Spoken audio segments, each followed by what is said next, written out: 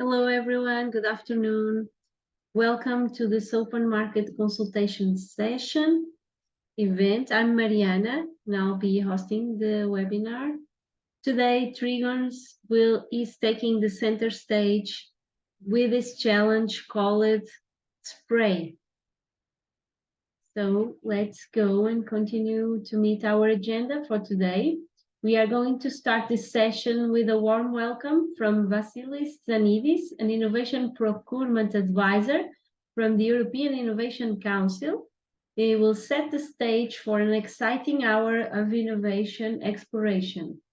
Then he will gain insights into the Innovire program, the driving force powered by European Innovation Council that fuels organizational growth. Alexander Sarasitis, CEO of Trygons, and Cosel Williams, the communication manager from Trygons, they will present a pressing challenge that requires an innovation solution. Obviously, this is an open market consultation event, so attendees are more than welcome to engage with the speakers in the questions and answers section of the event. At this time, other members of the Trygons team will join the discussion. Eva Gora Zerbers, the production part approval process coordinator and quality control of the company. There are two ways to participate in this session. You can raise your hand and we will give you the ability to unmute yourself, or you can use the Q&A box to write your questions, comments, or remarks. One final note, the session is being recorded for dissemination purpose in the scope of the Innovire project. And without further ado, I would like to introduce Vasilis Zanidis, the Innovation Procurement Advisor of the European Innovation Council, that will share a few words about today's event.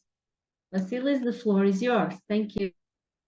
Thank you very much, Mariana. Good afternoon to all of you, to all the participants. Thank you very much for the kind invitation to say some few words about innovation procurement in this very interesting open market consultation. Just I would like to highlight that procurement represents an enormous market opportunity for innovative SMEs and startups in Europe. More than 2 trillion euros are being spent through public procurement in Europe. If on this figure we add the budget that is being spent through private sector procurement, we realize that the public and private sector buyers have a significant power in their hands to steer innovation in Europe towards their actual needs and challenges. And actually, it's what we are doing here with this specific open market consultation. Procurement that spurs innovation is a win-win for both the demand and the supply sides. Buyers, public and private sector buyers, can develop and acquire breakthrough solutions to tackle societal challenges, improving thus the services offered to citizens and customers when we're talking about private sector buyers, reducing at the same time the cost that is associated with the purchase itself, but also with the maintenance and the upgrade of the innovative solution. At the same time, innovation procurement has proven to be very useful tool in terms of accelerating the commercialization of developed through R&D innovative goods and services. Innovative SMEs and startups are offered concrete business opportunities through innovation procurement that helps them access faster the market, contributing thus significantly to their scaling up. The European Innovation Council has established a program through a holistic approach that aims to mainstream innovation procurement from the demand and the supply sides. The European Innovation Council aims to become the center of excellence on innovation procurement, focusing mainly on the enhancement of the capacity of the supply side to access procurement markets. InnoBuyers is part of this program of the EIC, the Innovation Procurement Program of the European Innovation Council, to support support and reinforce and the uptake of innovation procurement in Europe. This open market consultation that takes place in the context of InnoBuyers program and tackles this specific challenge, this the fact to facilitate the engagement of the demand with the supply side.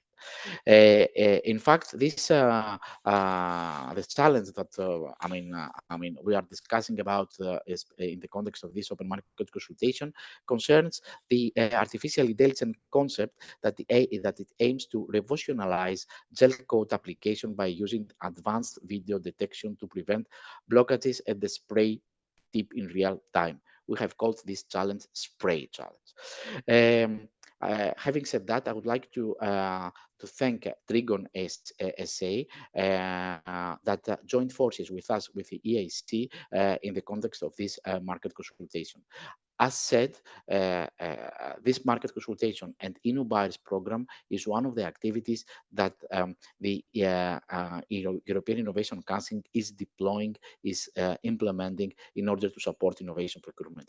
We are sure that this is the beginning of a long collaboration with us, also in other types of activities of the EIC.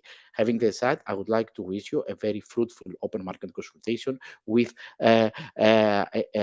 interesting and impactful results for both sides, the demand and the supply side.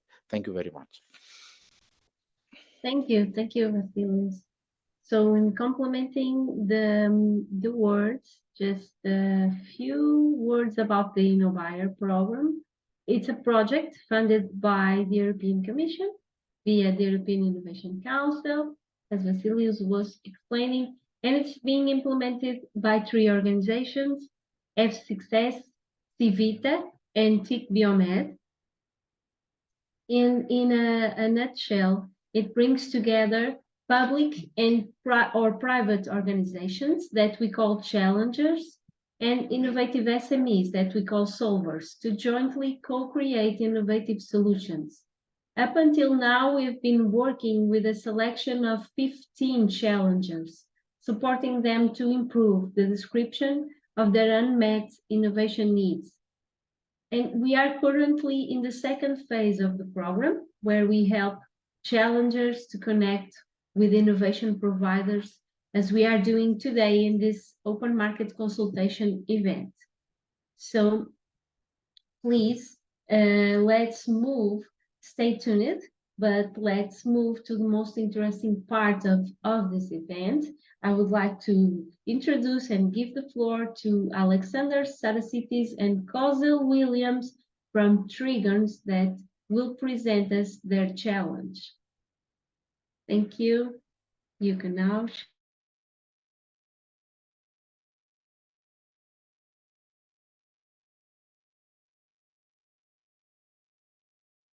Hello, good afternoon.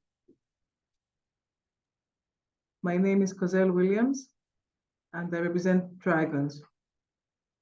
Our challenge for this project is named SprAI, and it's about the gelcoat application used in our processes and how blockages can be prevented with the use of artificial intelligence.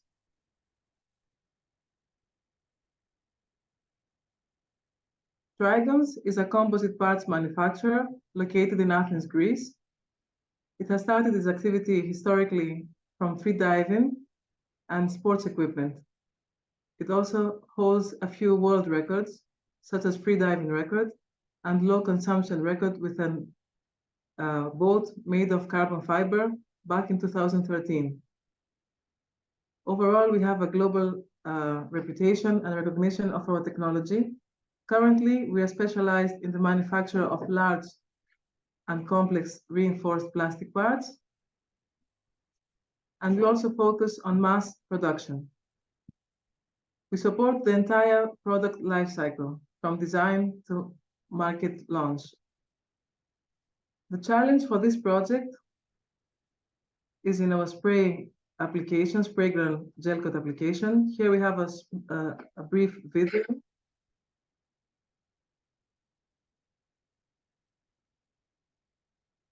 This is the way the gel coat is being applied into the molds. We will talk some more about that.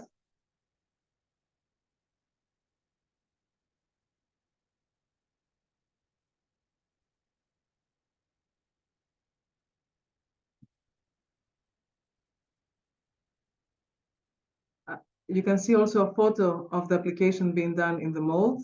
And here is the end product of this process, which is truck roofs.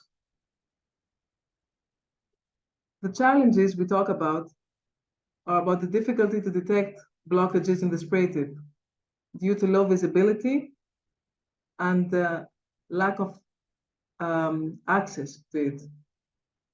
Only near fully blockages can be detected, even through the use of sensors. Also, it's important that there's limited time to initiate countermeasures, such as cleaning protocols. The consequences of these difficulties are inconsistent layup thickness, which is very crucial for our product surface and overall quality. As a result, extensive repairs are being required, which of course entails significant cost and time. And sometimes we even end up with the scrapping of the end product. The solution we are aiming towards is through the use of artificial intelligence. And here, Mr. Sarasitis will say some more. Hello from my side. Our proposed solution is to have a real-time monitoring of the gel coat application. We aim to timely detect the spray tip of blockages, even the smallest ones, and prompt an initiation of the best fitting countermeasures, either stop totally or go through a cleaning procedure and try to continue. The impact, if this is successful, is we have a less material waste. We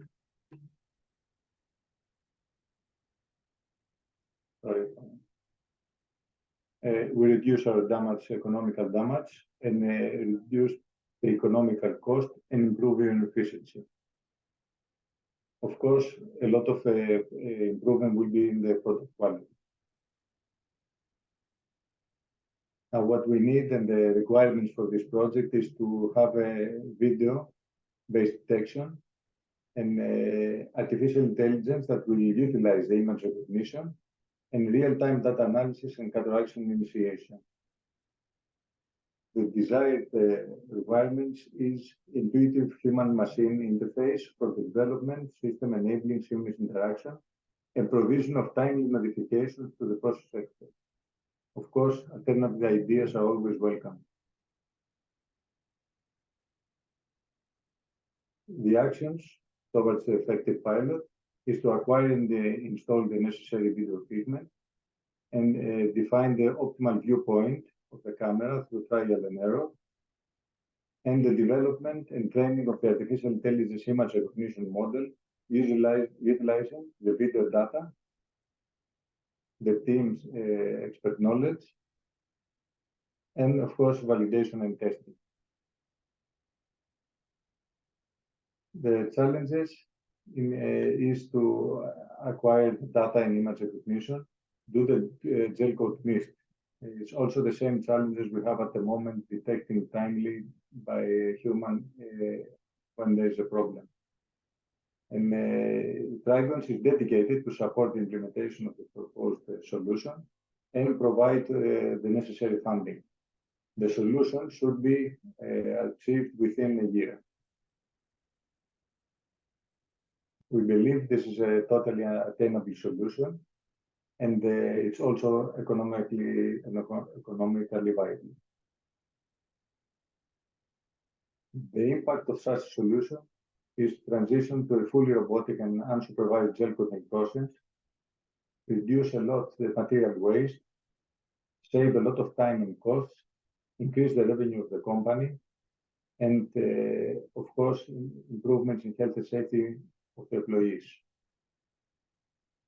In the bottom end, we expect a much better overall quality of our products. In terms of KPIs, indicatively, we expect a reduction of up to 15% in material waste through the minimization of defective products, and of course, having less scraps. We expect a 10% reduction in production time with the reduction of the repair time that is entailed in our processes. And we also expect a reduction in the economic damage we undergo through this defect of up to 15%. This could lead to a 30% increase of our revenue, a very significant figure. And of course, there will be overall reduction of the operational cost of up to 10%. Better product quality and better conditions for employees in our factory. This solution, we understand, will be helpful not only for us, but also for other manufacturing companies. We think it's highly scalable. It can be integrated, obviously, in our company's product portfolio, but there are applications in other materials, not only gel coat, in other companies, other size and other industry companies, mainly, of course, in the composite manufacturing world, but through different industries, either automotive, marine, electrical, and so forth. We think that companies engaged in providing equipment also of these processes could be interested in our solution.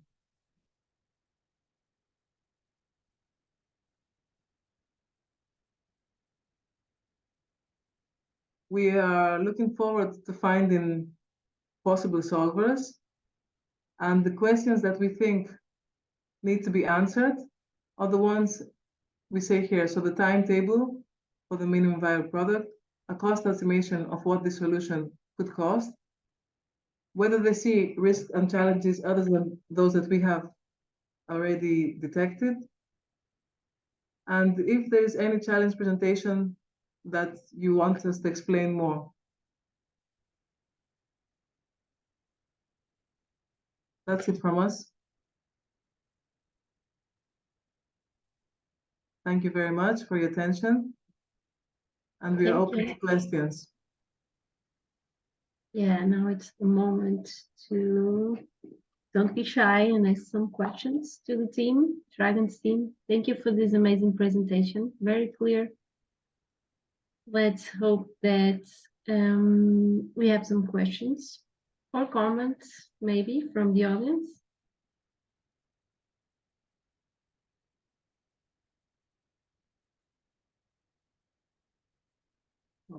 We have one question from the Q&A box. How frequently do this blockage occur in a typical production cycle? It depends on the. Oh, sorry, maybe Kozel, can you hear me now? mute the microphone. Yeah. Hello? Yes, Alexander, we are hearing you. Can you hear me? Yes, I can Okay. hear you. Can you hear me? At the time now, it's depending on some periods. Sometimes summertime, it's much more often because the materials get to dry much faster. And also can be a period that goes well, that we have no problem at all for, say, maximum 3 days. But sometimes we can have a blockage even 10 times per day.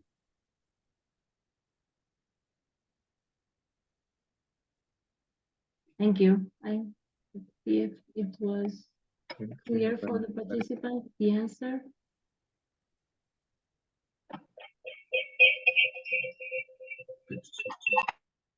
Hi, good morning. We have also Bertrand with us from the EIC.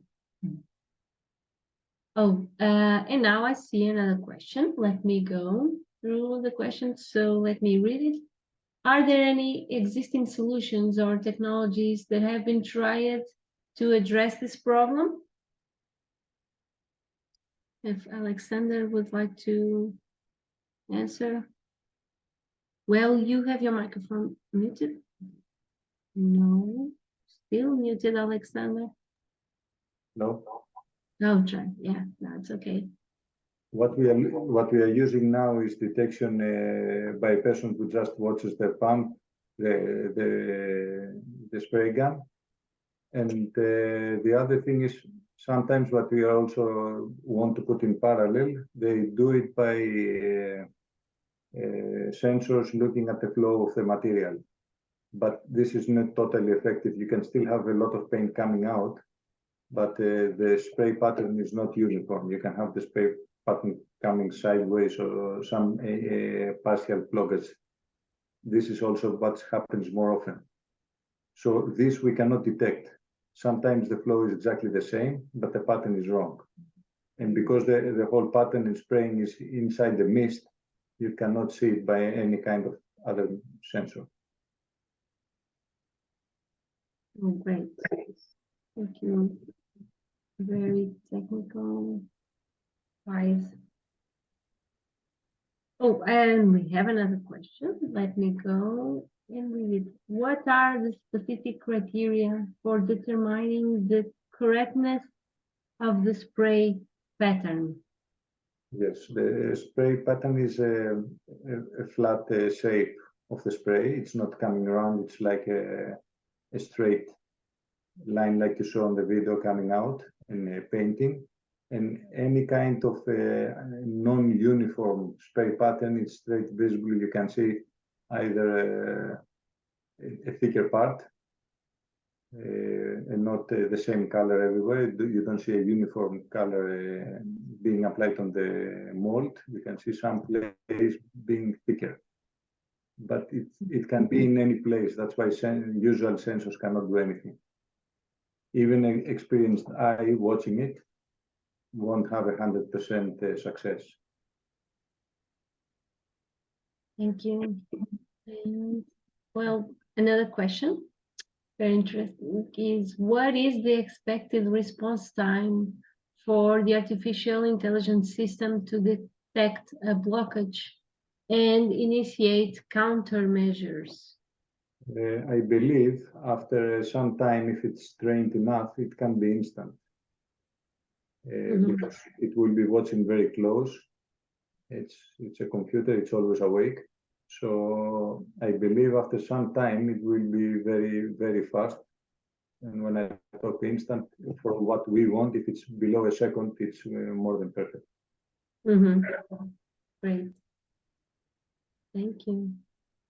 Well, if any of the participants would like to talk, just raise the hand and I will give you the ability to unmute the microphone. But meanwhile, we have here the Q&A box very active. And another question, there are any specific environmental or operational conditions that could affect the video detection process? Yes, environmental is the main problem, say, because we have the mist of the color, which is blocking the visual image coming out of for the camera. And that's why sometimes we try to use in such situation, maybe we try some more specific cameras, like thermal cameras or something like this, which can see also through the mist. Another system is, this is the things we want to try out, is also where the camera is watching, where the lens is, to have a constant blow of air, clean air coming from outside, so keeping clean the whole area in front of the camera. And we believe this will be the main issue and problem for getting the image out. The second part will be, of course, programming the artificial intelligence program. Otherwise, I don't think, at least we haven't come with any more ideas what could be the problem. Also, may I add that the mounting point might be tricky because of the robot movement, which might block the image of the camera at some points. Correct. The mounting is also something under question because sometimes the paint gun, especially with the robot, goes very close to the mold. So we cannot mount the camera any place. Ideally we want to mount it onto the spray gun, but has to be very close and somewhere it doesn't make any interference with the mold. Thank you. So I see that until now, all the questions have been answered. I'm not sure if, well, I invite all the attendees to raise their hand and talk. Don't be shy. This is an opportunity to engage, and in this open market consultation event, we have more coming up today, and we had more from the past days. So you, as a potential solver attending this session, have 15 possibilities to apply and be an innovation solver for any of these challengers. So if this area of action, core business of Trygons interests you, you should follow. Let me now share some channels of the project and of this challenge to, meanwhile, we are still having time to have some questions. You may see and go through the channels. And we have here another question. So what is the desired accuracy rate for the artificial intelligence powered blockage detection system? Very technical question. Yes, this is also, it's a very smart question, because exactly the reason we are using AI is that it's nothing we can actually measure with a sensor or something. So the same question is, what's the accuracy? The way we measure a good paint job at the moment is the uniform thickness of the color, which can be done only after the painting is finished. And also it can be done either directly, if it's a test painting, by scratching the still liquid paint and see how thick it is. But most accurate, it has to dry, and then we cut a piece out and measure.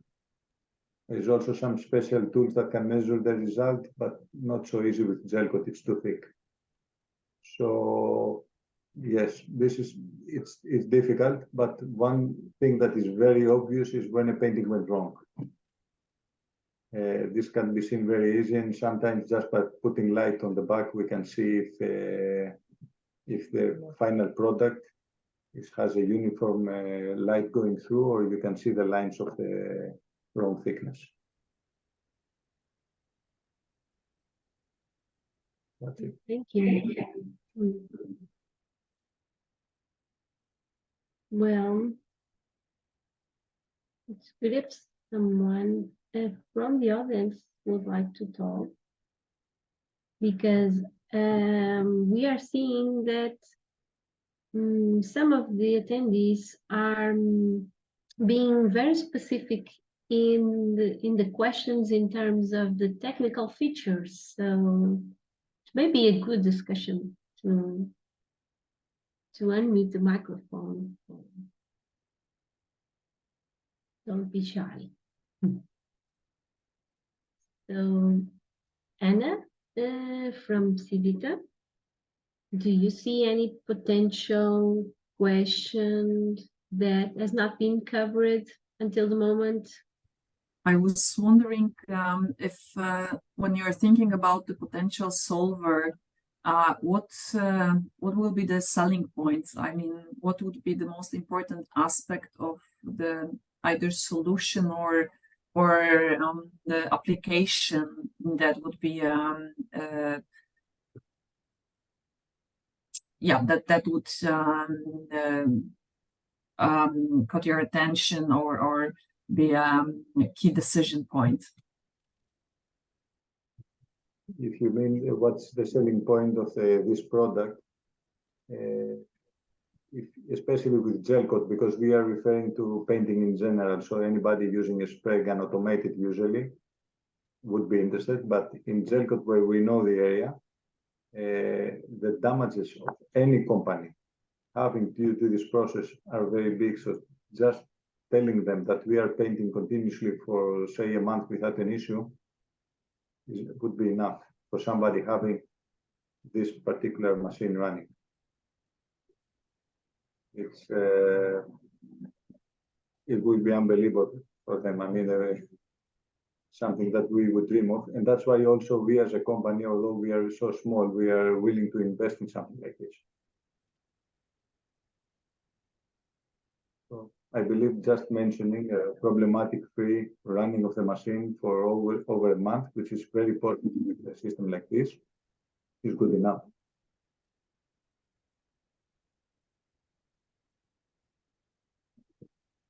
Thank you. And one question came to me is about testing while invalidating the technology or the solution. Do you plan to have the inside tests in your production line?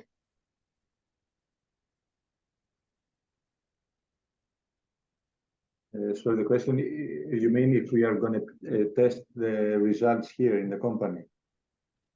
If that is included in the period of the prototype. This is also what we already are doing now with a small part of it. We are already started with the sensors. We do test it, we put it in parallel. So we keep running as it is, the machine, and check if the machine actually finds out and how often the issues. So we actually test it in the actual production line. Just we don't let it get yet to do decisions, so it won't be able to stop or the painting. But it sounds the alarm whenever it sees an issue, and we double check if it's actually correct. Oh, great. And also, it will be possible to have a good data set for the initial training of the AI, because you have a running production. Yeah, to train the algorithm, like machine learning, including machine learning techniques. Yeah, great. So the solver has here a technical environment that is very, it has a robust framework to work, or a preliminary data set to work. Exactly. Great. Well, let's see if someone still has some questions. We had a few. We just had 6 questions and answers, so it's been very fruitful.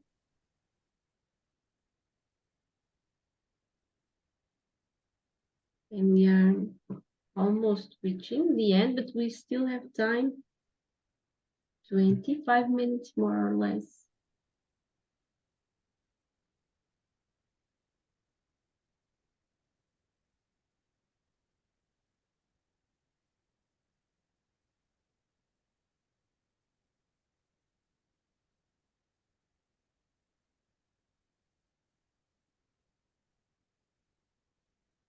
Well, I see that we are reaching the end of the session.